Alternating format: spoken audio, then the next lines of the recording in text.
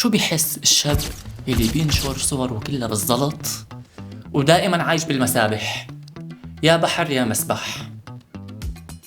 مبسوط بشعرات صدره؟ يعني انت مغروم بجمالك حتى دائما ما عندك شي غير بس تتصور فقط، ولا اي شي بحياتك غير بس صورتك يا بالمسبح يا بالبحر فقط. واذا كتير هيك بدك يعني تورجينا انه انت عندك شي، بتحط لنا حكمة فوق صورتك او الفيديو تبعك. ولمين؟ يا ريت حكمة، كان من زمان حكم ومقصودة. هلا لا، هلا ما عاد في هيك شي. هلا شو بتحط؟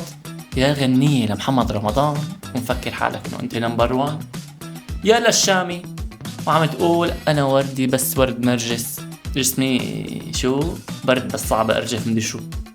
لك انت لا لك ورد، انت قرد شمبانزي. على مين عم تضحك؟ مش رمية نرد، هيدا تعبي وهيدا تعبي. انو تعب وانو نرد وانو رمية يا قرد؟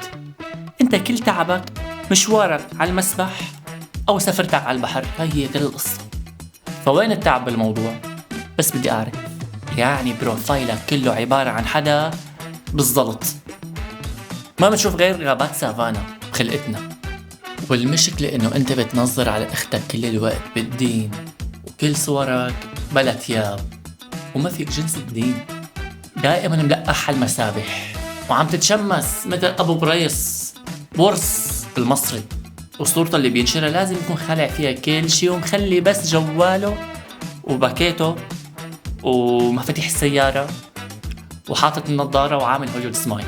هي شروط كل حدا لازم هيك يكون عم يتصور بالزلط وعلى المسابح. وقلت لكم الصورة يا بتكون بالبحر يا بالمسبح، ما في حل ثالث يعني ابدا. وبالشتاء ما بنخلص من سآلته، بينقبر بيروح على مسبح شتوي صورنا البخار والساونا.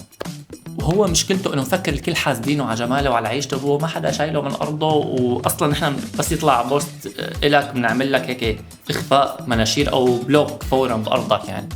والمشكلة مفكر حاله مثير لك وهو ثقيل ودمه تقيل تقيل.